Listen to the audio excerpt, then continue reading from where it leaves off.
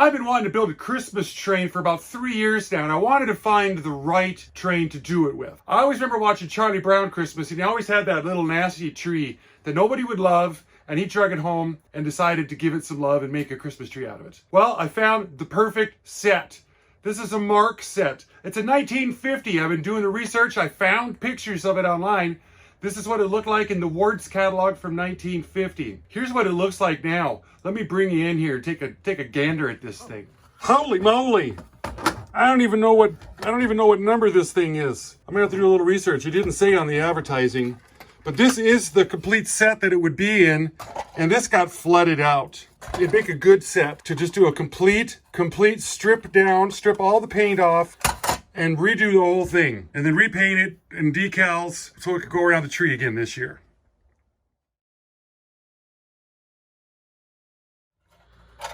So what we're gonna do is we're gonna separate it. We're gonna take it all apart. We're gonna clean all the rust up with some evapor rust. And then we're going to redo them. We're gonna replate them in nickel. And we're gonna, oh, that's rusted together right there. Take everything apart, wash it up initially, and we'll put it in the ultrasonic cleaner and strip it. And there just ain't no way to redo these lithograph stuff right here. It ain't never gonna happen. Man, this thing is bad. So that's why we're gonna strip it, prep it, sand it, do everything like an old classic car. We're gonna give it the classic car redo is what we're gonna do. Every single one of these things. Re-nickel plate these. That's my dream of dreams. The boys keep telling me if I was to anneal, got the crack torch out here. If I was to anneal, which is called warming up these metal tangs down here, they say that they bend and they won't break if you do this to them. Am I doing it enough? I don't know. I can hear it expanding, that's for sure. Oh, yeah, that is a lot easier. Wow. As long as it doesn't get hard on me. Oh, shoot, I should have been doing that a long time ago. That's the nice thing about the fellers out there that leave the comments. They help share the intelligence for everybody. Man, that is just super, super soft. It's really nice. I'm going to turn that off because I'm going to burn myself with it. I can just tell. Look at these all perfectly straight. Oh, this thing has been folded up in like 1,000 pieces. There's a lot to take off on here. Every place that there's a tab, we need to take something off. Because we don't want the coal. We got to paint the car, but we don't want the coal to be a different, that's got to be a different color. This here, yes. I ain't never seen nothing so bad. I'm gonna get down in there and warm up these tabs for this coal load. This looks like something somebody's gonna get hurt on. That's what it reminds me of. That makes a world of difference. The last one.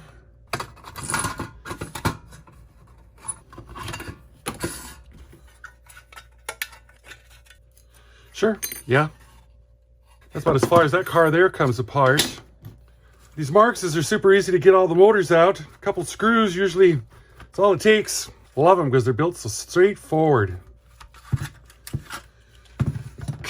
God, looks like it was left out in the dirt. Does it even, it shockingly does turn. It probably even runs, I bet. Now this has got these pretty nickel tops. It's got a nickel chimney on it right there. It's got these beautiful handrails here. Been dropped a few thousand times, it looks like. These are the old faked out wheels right there, faked out front trucks. This is just a simple locomotive. So I'm gonna keep heating and bending stuff. I wonder if I can anneal these wires right here. They're usually really hard to bend. No, not so much. These have got cotter pins in them right here that are bent up, clear up in the front. I gotta wash some of this dirt off this thing, but I'm just gonna keep bending tabs and disassembling this thing, getting it into its pieces parts. Dirty, filthy. In order to make everything one more better, I'm gonna drill these out. 1/8" drill bit. I'll do this on all the cars as well. Figure out what to do after the fact, I guess. Maybe we'll nickel plate these things as well. That'll look cool. Plus it'll give us a chance to get them all straight. You notice how they're all, every one of them's crooked. A little bit of time over here on the drying rack. We got them somewhat clean. This one here, it's actually got one good side on it. Marks didn't have too many different road names like this, so I'm surprised. We're gonna put them in 1 gallon Ziploc baggies. I'm gonna go 100% simple green. We're gonna throw them into the ultrasonic cleaner here. 145 degrees Fahrenheit. I'll probably do 20 minutes each time around, and that'll strip all that paint off. Well, I've decided to turn the train room here into a laboratory of experimentation. I'm going to try to do some electroplating of copper and nickel, because nickel looks kind of like chrome, but not as nice. But a lot of stuff back in the day was nickel plated, not chrome plated, because chrome plating is bad for the environment. But to make a good nickel plate, you got to do a chrome plate first. So I'm making a solution over here. Let me get you in a little closer. I bought all this stuff here from the Amazon, and I've got it listed down in the description portion of my video if you guys want to go through and learn how to do this also. 1 gallon jars, well, it must be 1.5 gallons because that's a gallon of liquid that I put in there.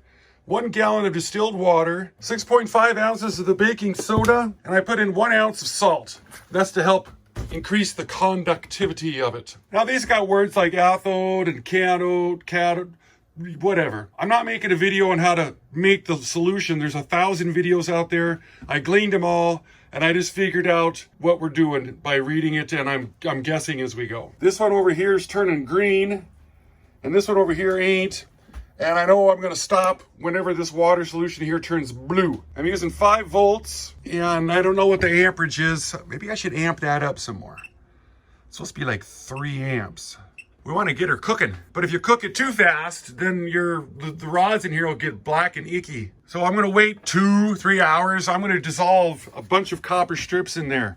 Silly me, I bought a whole bunch of copper strips and then realized I could just use scrap copper pipe or scrap copper wiring, because copper is pretty common around man's garages and stuff like that. So this is going to sit here. We got lots of hurry up and waiting.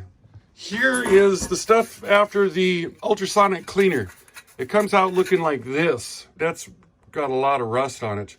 So then I wire wheel it and I zing it, and you got to buff it and polish it. And I'm going to see if I can try some evapor rust to get this rust off, because that's a lot of work. All the wheels, all the axles, we're going to paint these, but we got to get more of the rust off. So we have more time of dipping it in the ultrasonic, getting the paint off, prepping it for primer. Lots of prep work. I've got updates.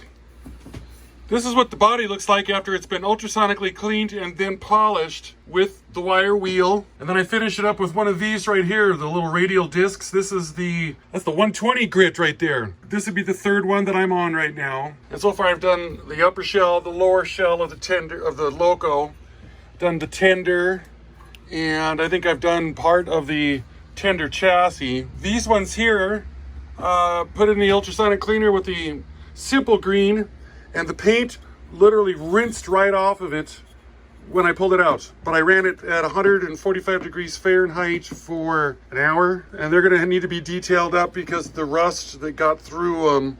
Yeah, I mean, look at this cupola right here. Ow! We really got to do that. I tried putting the wheels in the evapor rust, and they sat in there for a while, an hour and a half, and it looks like they all needed to be detailed. It's like, God, I didn't want to prep all these.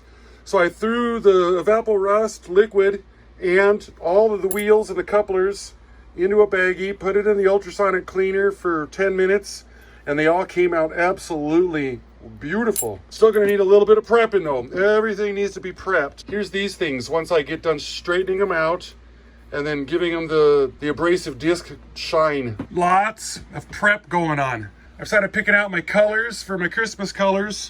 We're gonna use different colors of primers as an underbase for the different colors that we're gonna end up putting on there. Like if you're gonna paint something white, you're gonna use a white primer. If you're gonna paint something red, you're going to use this kind of primer. You know what I mean? Sure, you're picking up what I'm laying down. I hope this looks like a gold when I have to test spray that. Satin bronze. If it looks like that, then it'll look like a nice gold. Nice silver. Just ideas. I need to get a blue. I might have one stashed around somewhere. Speaking of blue, this is my copper dipping going on right here. We've been at it now for 5 hours, but I might have enough, is probably what I'm saying. I found it best to keep your voltage down, Got it at 3 volts, and then the amperage is just doing its own thing because of the conductivity of the liquid that's in here. I had it up to 13 volts earlier, and then these ones here, the positive side, they had this blue stuff build up and it made a big scaly nasty mess, and then it flaked off in the liquid, and then it made the liquid messy and dirty. So I had to filter this through a coffee filter, and then I just kept going. Low and slow is the way to go. I'm going to do a test copper coating here shortly. I made an absolute mess out of everything that's in here. PPE, coffee. We're going to keep plugging away, polishing, shining, so we can get on to painting. Today's Turkey Day right now, the Thursday. See how much we can get done. Here's our copper electroplating solution right here. I've kind of figured I've got her enough going on so far. It's been going for long 8 hours, I guess. This is what happens to the plates that are in the water. This is the one that's got the positive off the power supply going to it. So I'm going to say that it's the anode, because it's kind of the sacrificial anode. It pulls the copper off of these, and then it deposits on this one. And this is the negative right here. So this is actually copper that's deposited on it. I like to be able to use these things until they're completely gone. So I took this one up to the wire wheel, and you can see how it's pitted and stuff already, because it's losing its copper. So I'm going to clean these up, because when they get like this, then they lose their conductivity, and then they don't transfer it's not the juice, but it doesn't transfer the copper like we want. And make sure that you wear a respirator when you're doing that, because I know that now. It's bad news. Respirator, eye protection when you're wire wheeling these things, because they're funky. We got some updates. We got the decals that showed up today. I'm kind of excited to show these to you. We got our first snowfall of the season coming in one day after Turkey Day. So I don't really care for the snow that much. It's miserable. Check these things out. They're awesome. Now, I found these on the eBay here, fellers. It's where I get all my parts at, is on the eBay. These are done by this guy, Devart.net. I'll show the eBay listing here. Now these are HO scale, and the stuff I'm working on might as well be, it's like S gauge. They're pretty small. They're not O size at all. They're 3/16 marks. But it's difficult to try to explain exactly how small these things are. I mean, there's just, little on the small side, to do some creativeness here. I found this one here also. This one's made by Circus City Decals and Graphics. We're going to get creative and do what we can with these. This whole thing's about being creative. Got my paint colors lined up over here, and I picked up some different stuff. Now, they never really make a decent gold. This one says it's satin bronze, and that looks goldish. This one here, what does it say? Pure gold. Sha. And, well, we don't know. And this one's very Christmassy. That's glitter. So what I'm going to do is give them a shot and see which one looks the best. I'm going to come over here to my side draft paint booth. Get the old exhaust fan fired up here. Sure. I'm having a hard time. Okay. Made a piece of paper, and we got the names of the paints up here. Gray primer, red oxide primer.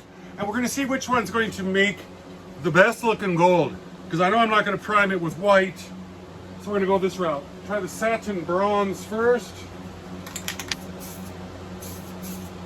The metallic pure gold. And then the old glitter.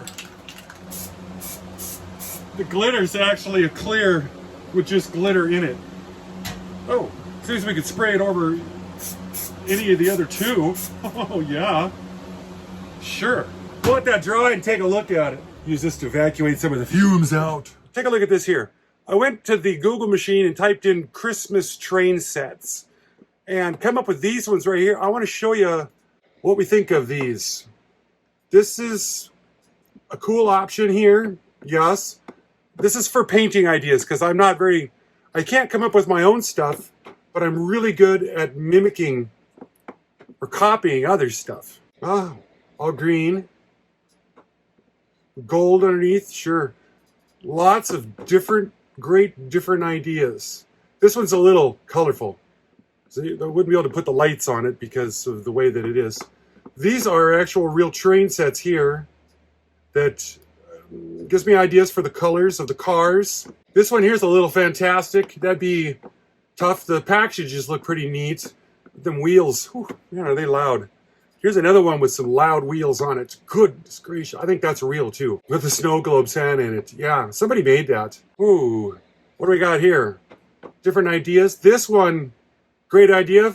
You know, if I can find a bunch of little tiny bears, you know, to accessorize it with. That's kind of what the key is what to do with the creativeness.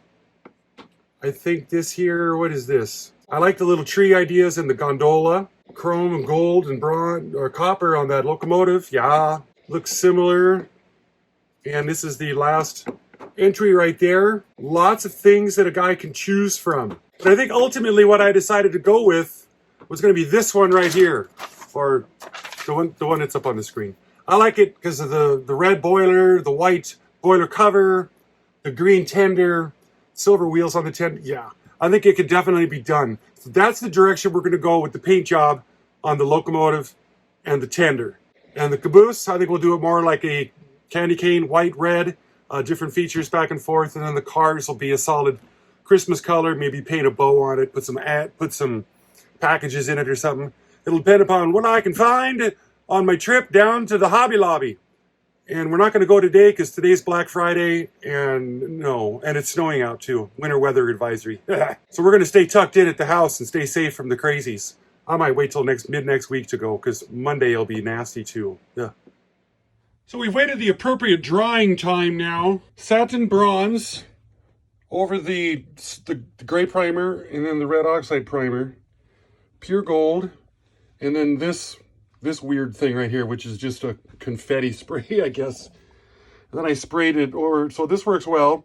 The red seems a little dark, so we're going to use a gray primer, and we're going to use the pure gold because, and it seems like it looks better in person than it does on this camera right here. What I want to do is I want to paint all the carriages of the cars gold. So I'm going to start getting those in primer, and then I can start priming priming. We're going to do priming. Painting is beginning now. Referencing my photo here, because I can forget in a quick moment's notice. I use these little boards right here to paint my stuff on. I hold them up in the air. I'll paint like the bottom, spin it, then I'll flip it and do the top. Let them dry. Give them the half an hour in between coats, light coats. Colors. The tender frame, tender chassis. This is the primer, paint. And then the other cars, they're going to be a little different. Primer, the color for the chassis. Chassis for the box car. And then the loco chassis, it's going to be a different color. Red oxide, gloss red. Boiler, red oxide, gloss red. And that's all the pieces of plywood I got because I don't usually do this much production. We're using the 4 colors right now. We're going to over there in the side draft paint room. Hopefully I don't get the headache from the paint fumes in the air. And if I do, it's just a bonus. So let's begin. Our first coat. Now some of these things are pitted. Just a light on these. And the next coat, I'll probably go a little heavier. Not enough to run, because we're going to try to fill in all the... See there, you can see some rust pits. And these things have had a tough life. We're going to try to resurrect them here just a bit. I'm going to let you guys in on a little secret here, okay? Shh. I'm not a master modeler. I'm not I'm just some guy. I'm trying to figure out the way to do it the cheapest possible way. Spray paint. Now, I do have a fancy air gun because I come across one cheap enough till I bought it. A lot of guys don't. I mean, a cheap gun ain't no good. So you want an expensive one. And expensive ones, they're hard to use. There's a learning curve that's like this straight up. I'm always under pressure here to get these things done. I'm going to stick with the a lot of guys hassle me a little bit because all my stuff, you can do not that bad work, from a good 10-footer. No, they look good close up, but we're going to stick with the spray paint. Just letting you know, I didn't want to break anybody's bubble, but we're slumming it here. I live on the poor end of town. I model like the poor people do. Let's get back into it. I spent all day yesterday making the copper juice. There's supposed to be copper stuff suspended in the liquid over there.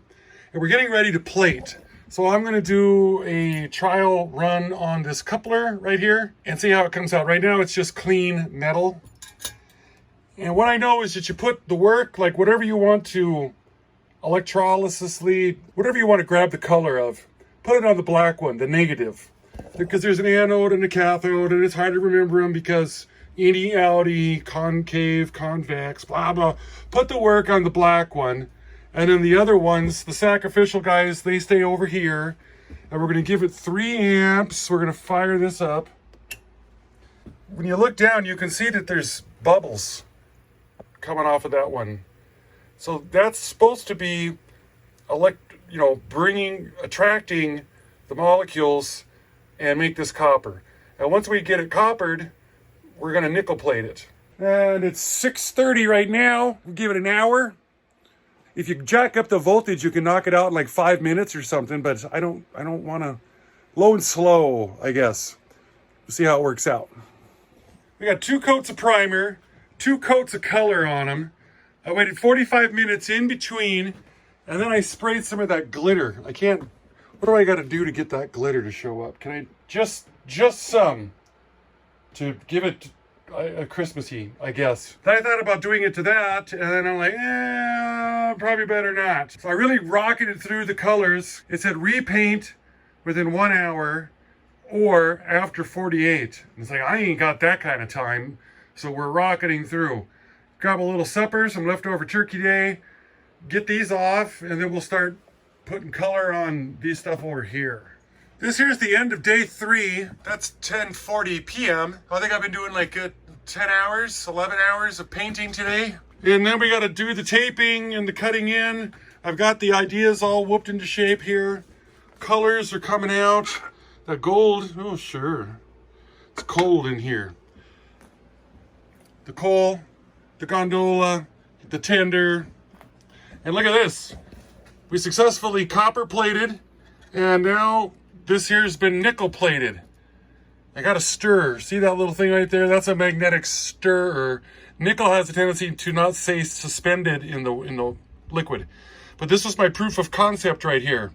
So this is going to work fantastically. The side draft paint booth, we have to have a makeup air coming in over on this side. And then I used the north side draft paint booth. See that our fan filtration did just fine. And this, oops, I missed a little bit up right there. And wouldn't you know it, the little lady just told me, hey, look what you're doing. You're exhausting all over my 10 speed. Oh no, I never anticipated that. I had to strip down because I didn't want to mess up one of my nice shirts here because I get paint pretty much all over myself whenever I'm doing this. But it's finally time. Saturday night, day 3, shut her down and enjoy the rest of the day. It's Friday? Oh, it's Friday. Well, does that mean I'm still day 3 into this thing? I don't even know. The little lady just noticed I made a mess out of the side draft vent here. No wonder it wasn't blowing out very well there towards the end. I filled it up. Next time, take the bike down. You can see it sticking out through there. And take the screen out. Probably can't have nothing nice. See you guys tomorrow. Right now, we're going to start putting details on. I've used, not the decals, but the color of this thing. I've decided to go with that. So we got the caboose. We got the white down right now. So we tape that off. We're going to paint the roof red. And then the box car over here, I'm going to go with this, not the decals, but the color. So we're going to try to knock that out. And I've got them all taped up. And I'm going to find out that my tape is probably 3 years old and it doesn't stick. And my lines are going to be weak and icky. And then I'm going to be upset. But we got to move forward. So I'm going to some details on them and come back to you.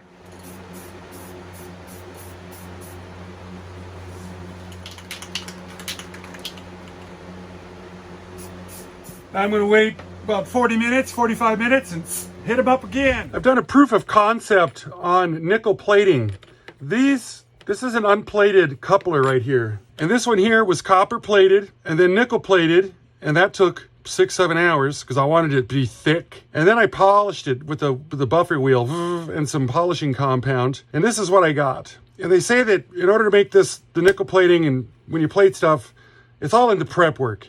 Like your tin has got to look really, really nice before you plate it, or else you're not going to have a really nice finish. Well, I've decided I'm not going to spend 27 hours prepping this and then to plate it. I am just going to clean it. I'm going to prime them and I'm going to spray paint them silver because I don't have that time. I did want to nickel plate this. This is the features on top of the locomotive for the sand tower, steam tower, the nuts. I'm just going to clean these up really good, and then I'm going to give them the gold treatment because that way it'll match the locomotive more because there's not going to be a lot of chrome on the thing. So we're back to this. I'm just going to clean them up to get the oxidation off of them and then get to painting on the things.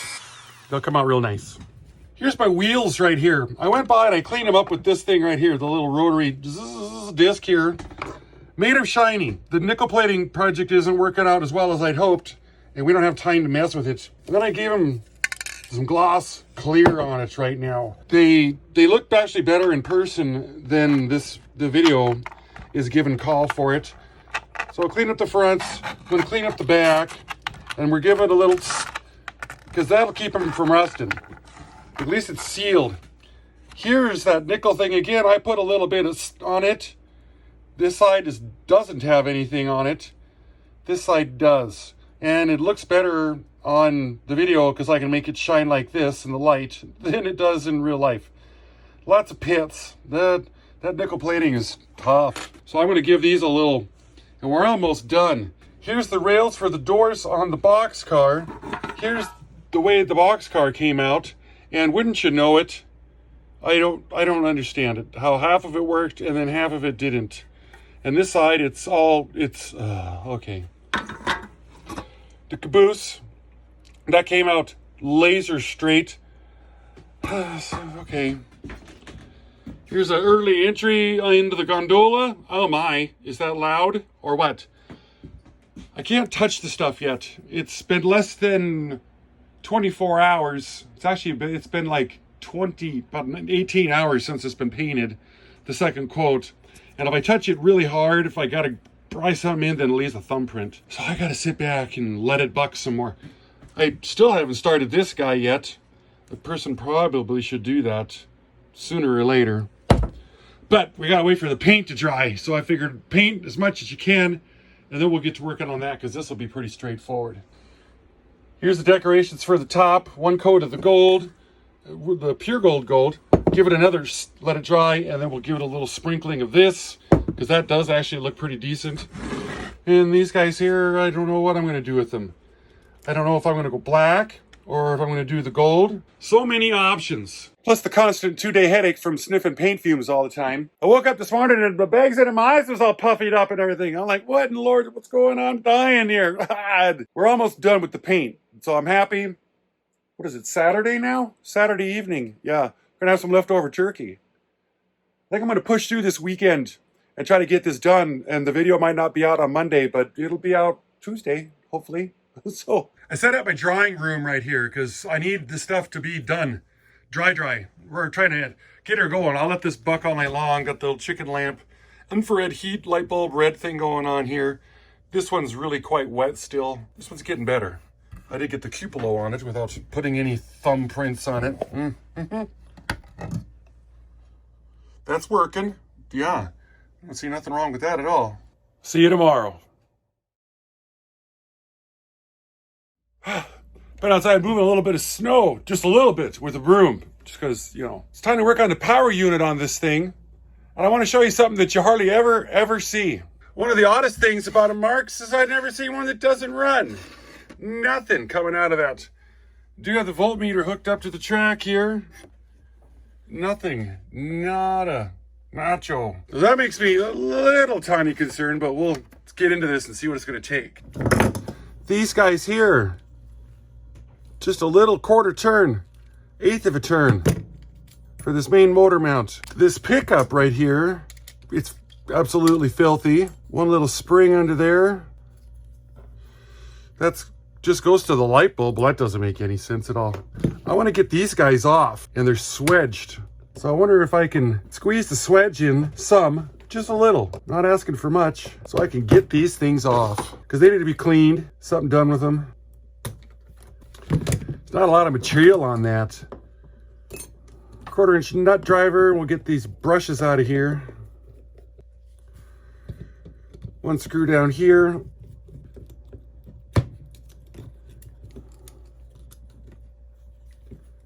Not a bad looking armature. Am I gonna be able to get this out of there? It's so close. Fine. I'm gonna use the center punch. Well, this isn't a center punch. This looks like a nail set. I'm gonna hit right here on the axle with my hammer here, because I don't have the proper removing jigs. It's definitely coming. Uh-oh. Ah, the sounds of living on the poor end of town. Shocking that the still doesn't come out of there. But I think this guy will. I ain't never... Come on now. One armature. And this E unit is probably going to be very, very, very stuck. Makes me wonder if I can pry it out. Oh, here's some of our problems. This bushing is holding it in because the axle's super dirty. Got the ultrasonic cleaner. I've been warming it up for 20 minutes so far now because we're going to need to clean this. This axle moved on this wheel some. Flush. Do the same thing over here.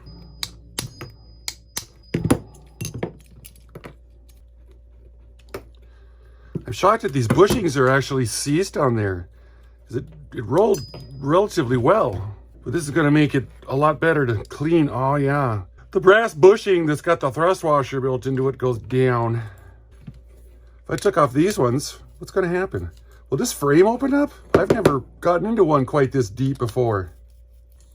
No way. Oh yeah, that's fantastic. Insulating plate. Absolutely. Now we can really clean this thing up. Here's the electromagnet that would pull up this guy right here, which is the direction control. It's all very, very filthy. So I'm going to put all this in the ultrasonic cleaner. Probably do a couple different bags, bigger stuff, smaller stuff. Get going on this. This came far better than a dang Lionel. Oh, true story. Get all this big stuff in this big bag. Simple green, 50-50.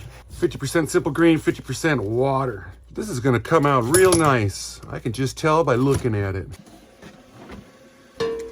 Yep. I don't know, 10 minutes. Run them through the sieve here so we don't lose nothing. It's important. And the big parts. Oh, we got a hole. Dang it. Now the bag ain't no good.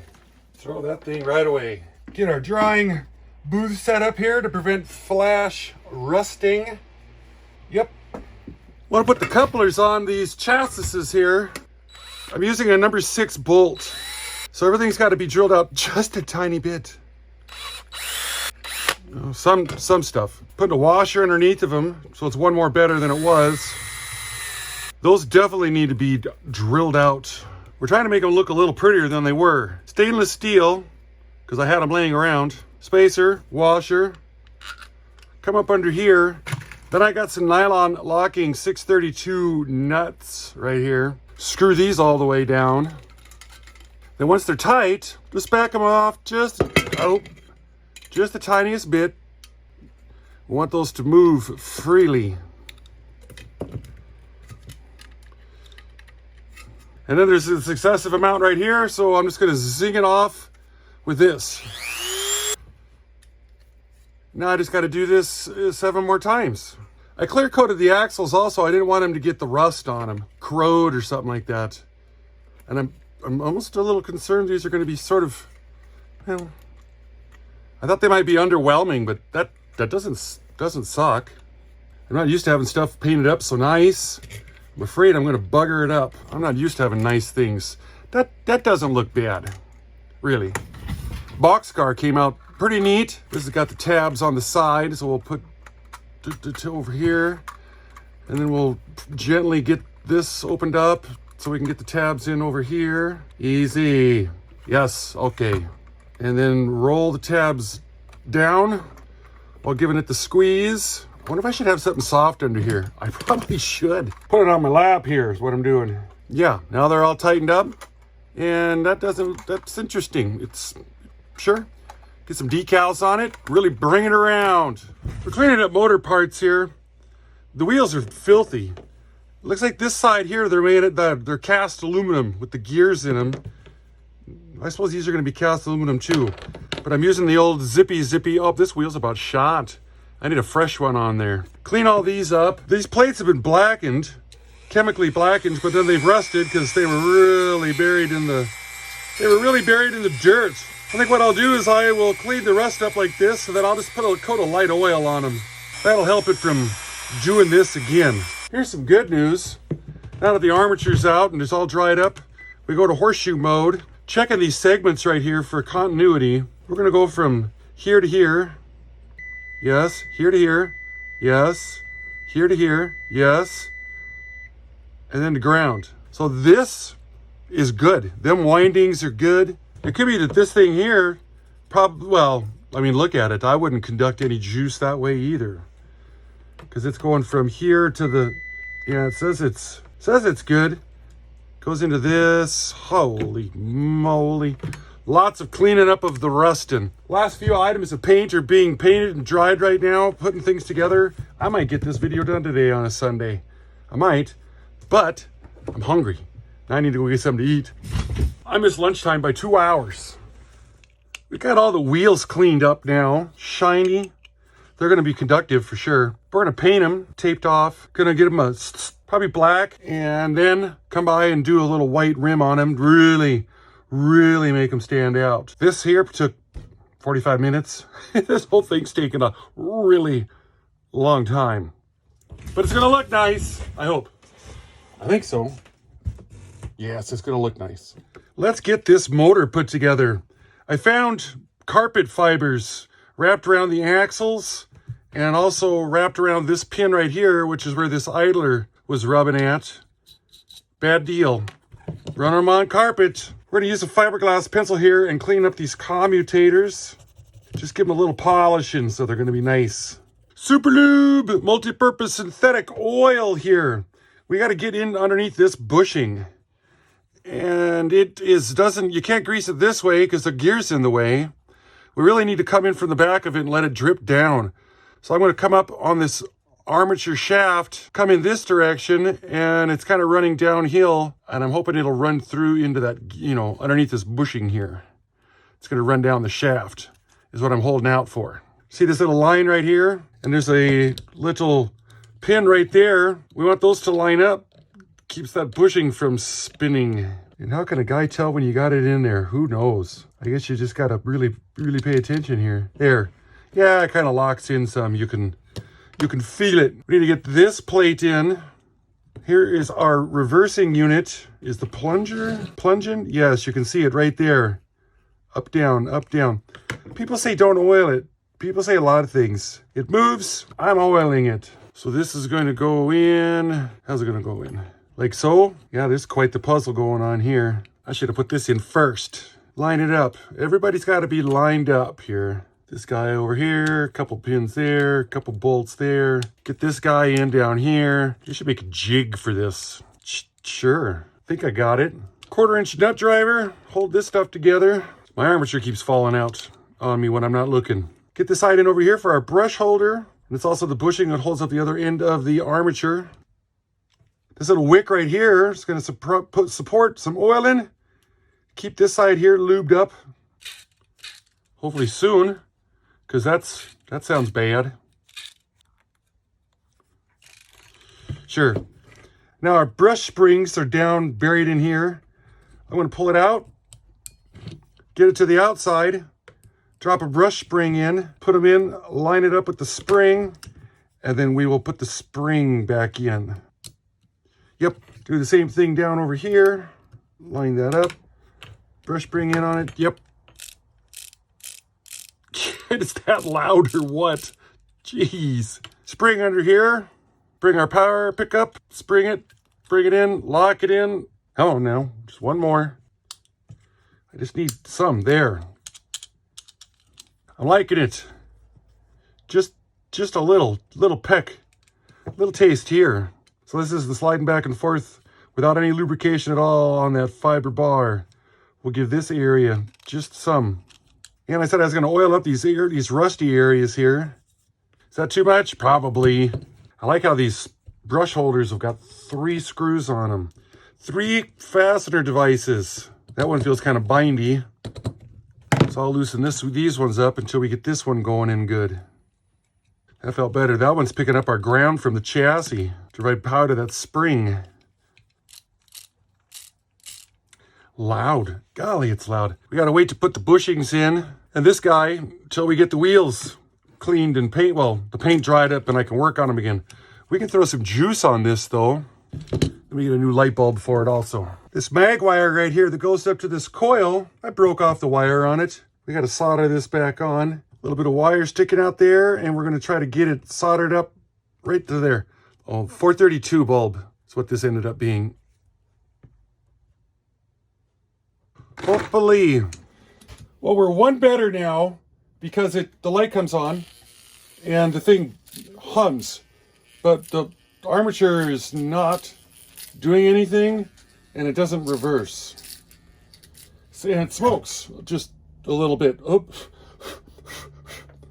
So I'm going to guess that the fingers on the reverse unit are filthy. And in order for me to work on that, I get to take it all back apart, dig it out, work on cleaning out the fingers. Ooh, boy, I got that thing hot. So let's get in there and see what's happening. We're moving forward, just not enough yet.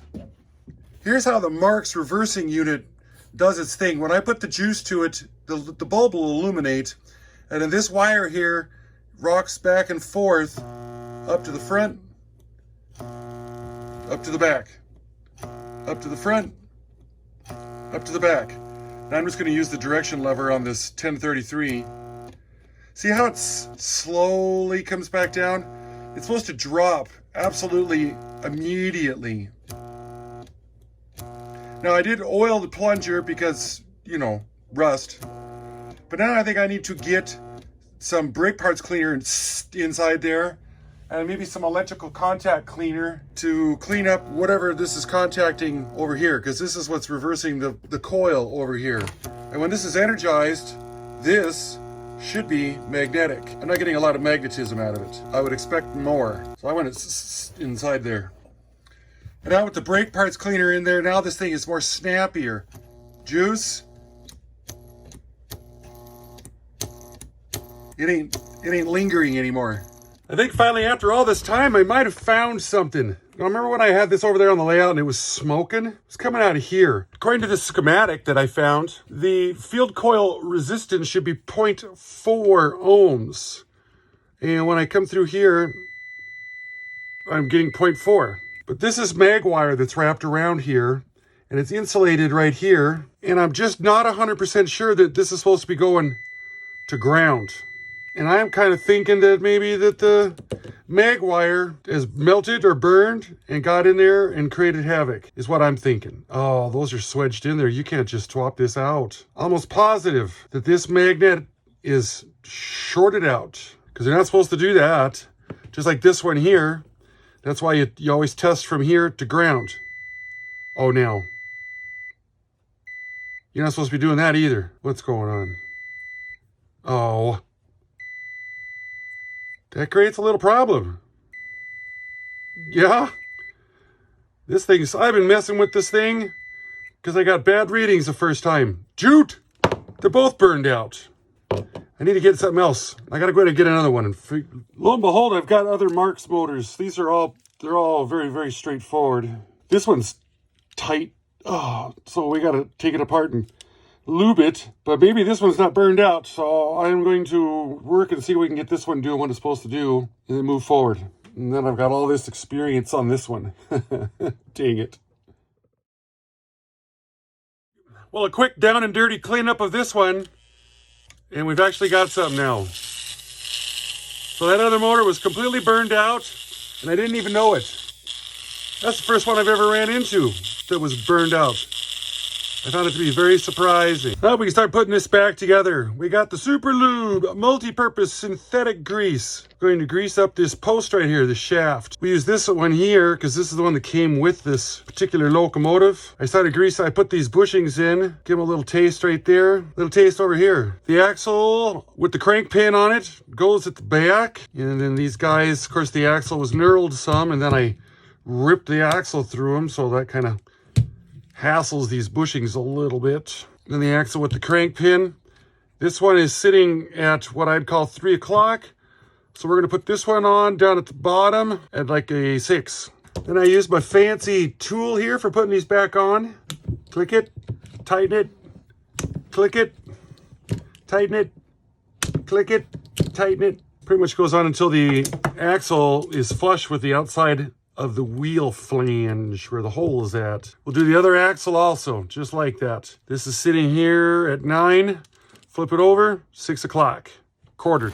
This took like way too long. I think I messed around with that initial one for 4 hours. I'm pretty sure I burned it out. The smoke coming out of there. I gotta learn better than that. Now it's time to start doing the decals and the details. This is what we got so far. And it'll probably look better with the decals on it. I've got an absolute mess in here and I can't work with messes like this. No, it's even over there. So I'm going to clean everything up and organize and wash my mitts so we can start detailing, making stuff pretty. We're pushing into day 6 right now. I believe it is. It's Monday. Oh, it's Monday. Golly, yesterday I was decaling up the train set, and it didn't have enough. I wanted more out of it, so I decided to hold off on the video because the product wasn't done. It wasn't what I wanted it to look more like this locomotive right here, this picture that I'm going off of, and it just wasn't coming to. So I waited and I went down to we got one of these in town, the Hobby Lobby. Let me show you what we got here to accessorize this train up more. They had more stuff than I didn't even know a guy. Something coming down the road. I didn't even know that they had so many options for things here. So I'm going to root through all this stuff and try to come up with what's going to make these cars look more Christmassy. That's what I'm trying to get here. Look less Marxy. Oh. So I'll show you what it looks like here after a little bit. I got to get my brain juices flowing. Me and the little lady spent the afternoon and evening on Monday finishing up the Christmas decorations on it.